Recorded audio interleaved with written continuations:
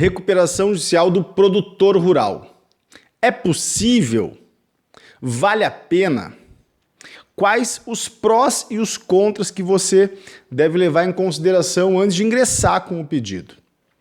Eu sou Marcelo Andreatta, advogado, professor universitário, licenciado e criador desse canal que divide com você conteúdos importantes de direito empresarial, sobretudo sobre recuperação judicial.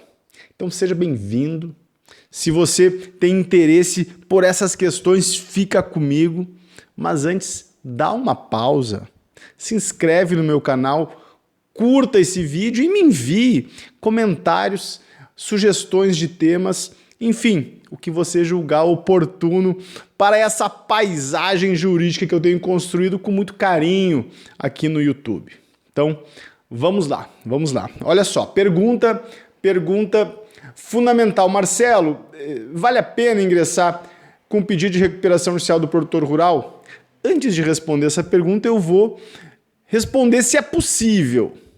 Se você já tem uma caminhada nesse mercado jurídico, nesse nicho bem particular do direito, você sabe que recentemente, com a mudança da Lei 11.101, com a reforma promovida pela Lei 14.112, é possível sim o produtor rural ingressar com pedido de recuperação judicial.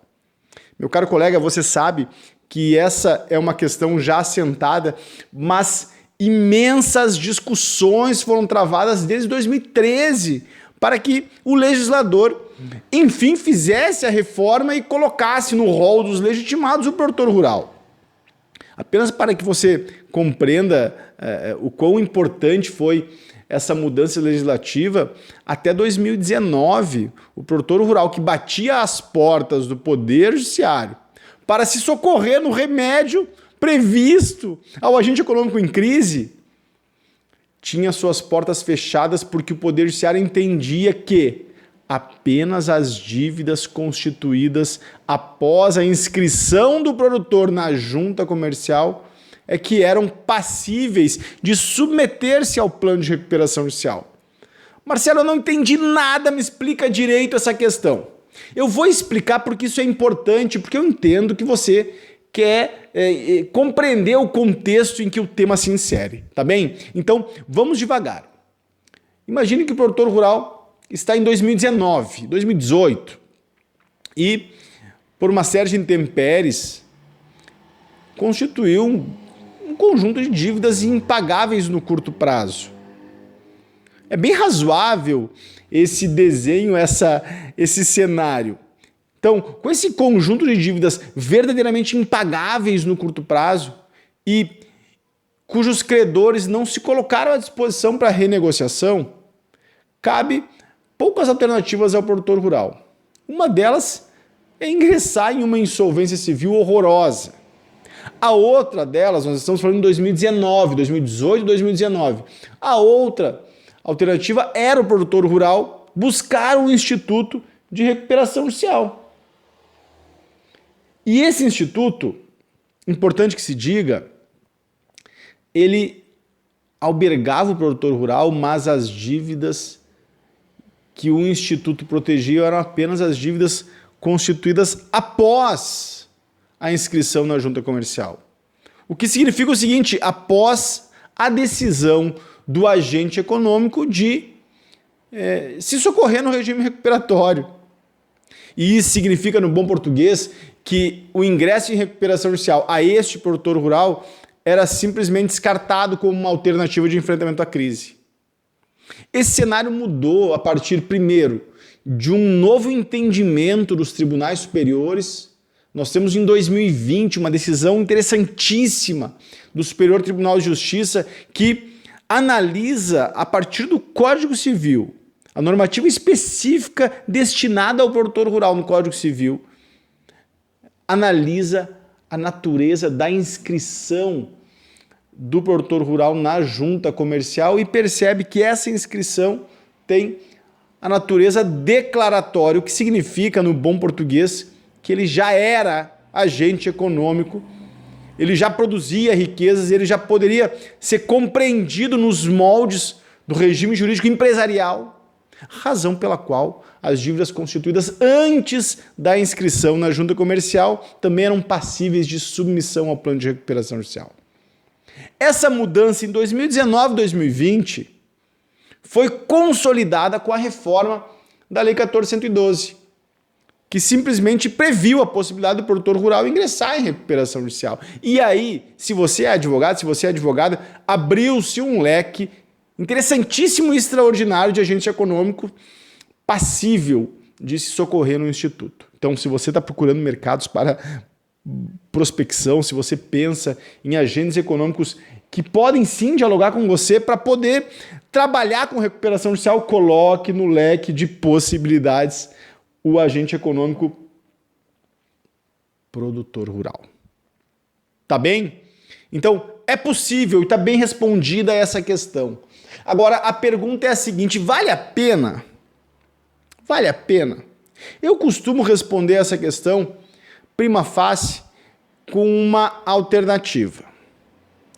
O produtor rural que não ingressa em recuperação judicial fica em uma situação mais vantajosa ou menos vantajosa? Pergunta formulada de outra forma. Pensamos o seguinte: o produtor rural consegue alavancar a sua produtividade, enfrentar os seus compromissos e superar o cenário de crise sem a recuperação judicial?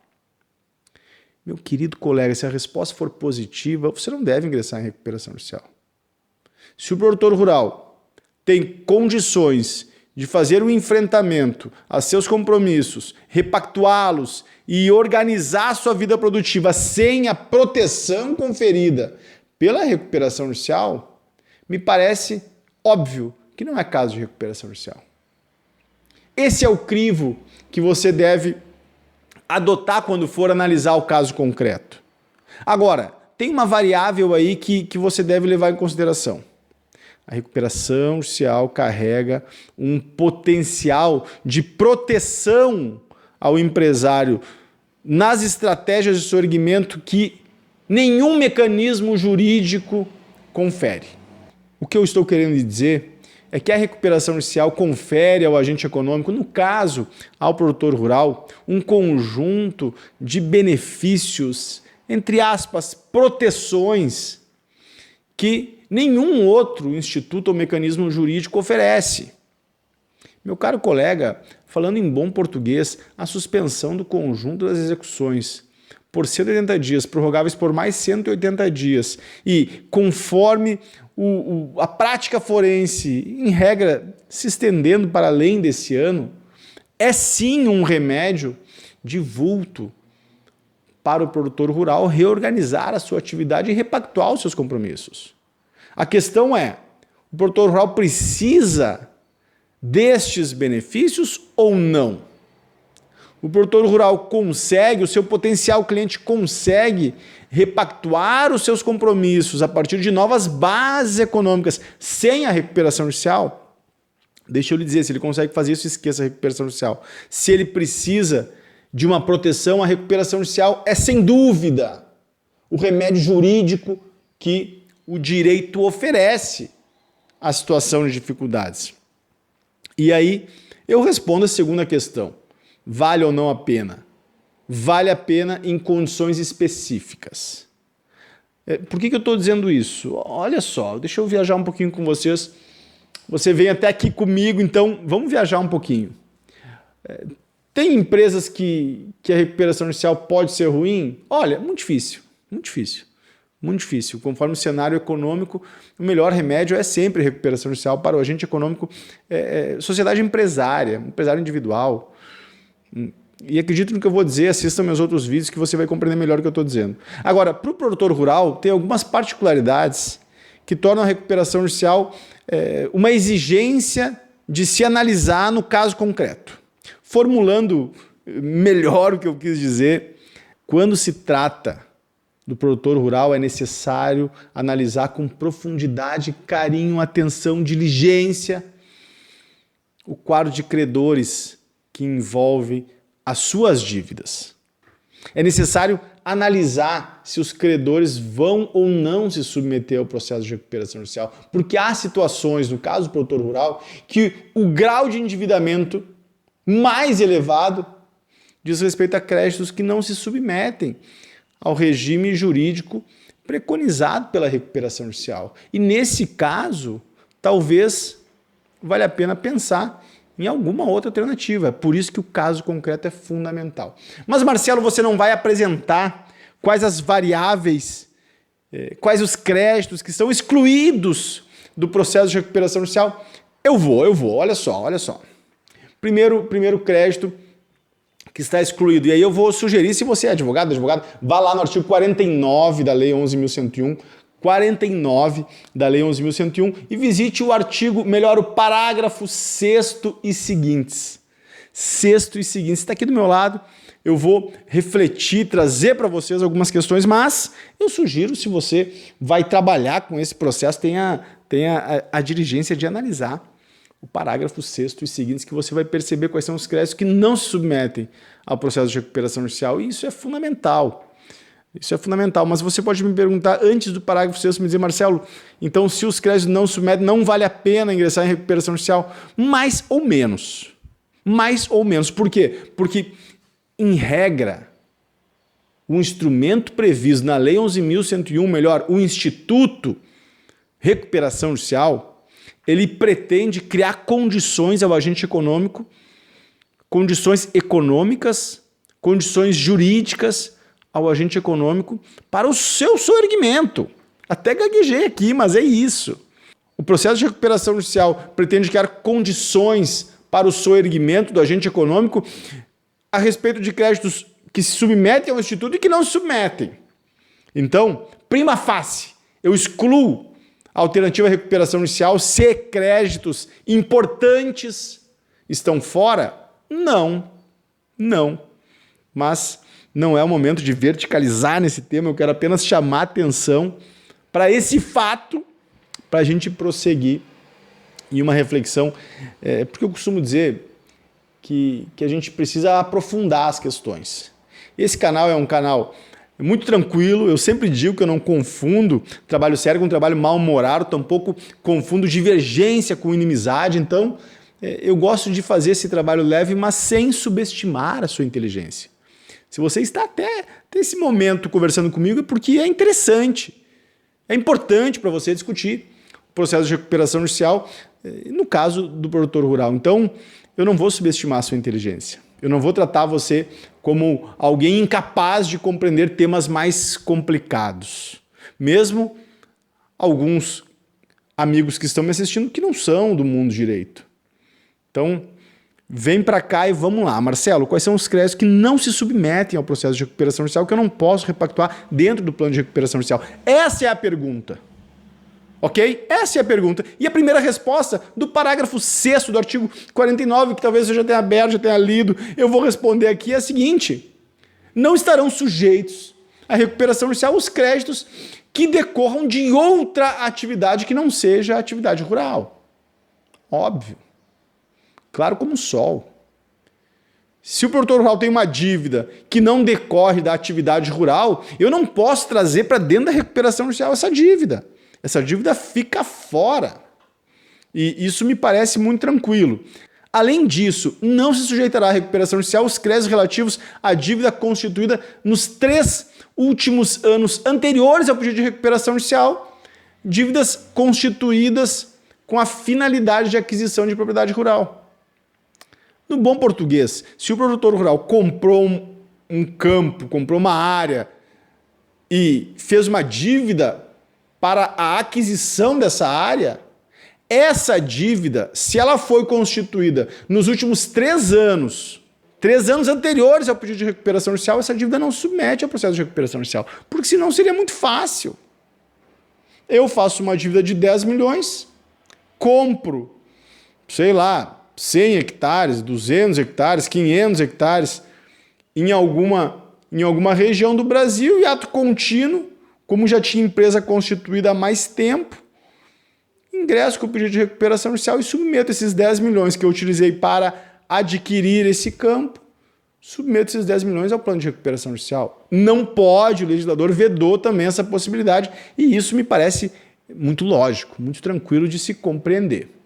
Agora presta atenção, há um terceiro elemento de análise desses créditos que não se submetem ao processo de recuperação judicial do produtor rural que você deve estar especialmente atento. Está no parágrafo 7º, no parágrafo 8º do artigo 49, diz respeito a CPR de liquidação financeira ou liquidação física. CPR de liquidação financeira renegociada, em regra não se submete. CPR de liquidação física, em regra não se submete. Ou seja, CPR de liquidação financeira se submete. O que eu quero dizer aqui é que você, a partir dessa paisagem, deverá analisar o caso concreto. Marcelo, então eu não posso afirmar que sempre recuperação judicial é boa ou ruim? Exato. A análise da recuperação judicial ao produtor rural deve ser feita a partir de casos concretos, a partir dos riscos que você deve sim colocar à mesa e explicar com um grau de detalhamento muito grande ao seu cliente. Eu costumo dizer que transparência não faz mal. Na minha prática profissional, os clientes sempre sabem dos riscos que eles estão correndo ao ingressar em juízo ou ao não ingressar em juízo. Então, transparência é vetor positivo. Brincando um pouquinho, transparência é financeiramente interessante ao advogado. Então, esse é o cenário que você deve analisar. Agora, Marcelo, quando não for interessante ingressar com recuperação judicial, o que eu posso fazer? Cara, essa é a pergunta mais importante desse vídeo. Se você julga que não vale a pena, que as variáveis não estão confortáveis para ingressar em recuperação judicial, você pode avaliar o cenário para o requerimento de uma recuperação extrajudicial.